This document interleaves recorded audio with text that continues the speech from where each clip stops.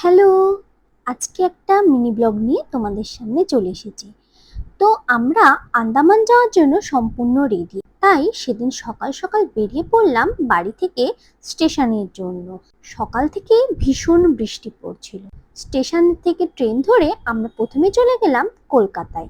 আমাদের ফ্লাইট ছিল পরের দিন সকালে। তাই আমরা আগের দিনই কলকাতায় চলে গেছিলাম। আর এতটুকু বাচ্চাকে নিয়ে রাতে ট্রেনে গিয়ে আবার সকালে ফ্লাইট ধরাটা একটু বেশি জার্নি হয়ে যেত।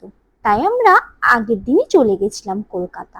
কলকাতায় পৌঁছে দেখি ওখানেও ভীষণ বৃষ্টি হচ্ছে। তো কিছু করার নেই, আমরা একটা ক্যাব বুক করে চলে গেলাম হোটেলে। আমাদের হোটেলের নাম ছিল হলিডে ইন।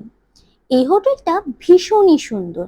এই হোটেলে আমরা আগেরবারও যখন দুবাই গেছিলাম তখন স্টে করেছিলাম, কিন্তু তখন কেবল আমি, আমার হাজবেন্ড এবং আমার বেবি ছিল।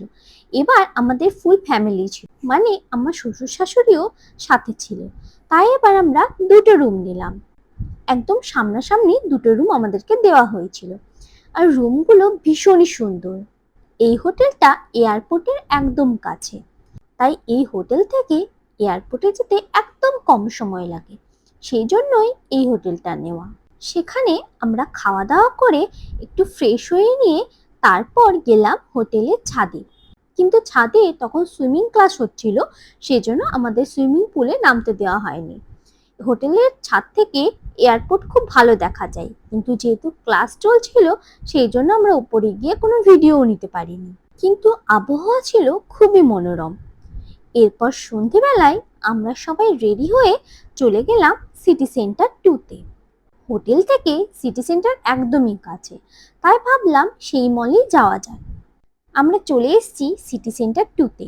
এখানে কিছুক্ষণ ঘোরাফেরা করে কেএফসিতে কিছু খাবার দাবার খেয়ে তারপর আবার চলে গেলাম হোটেলে।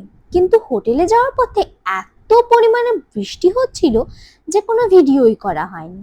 আজকের মতো টাটা, বাই বাই।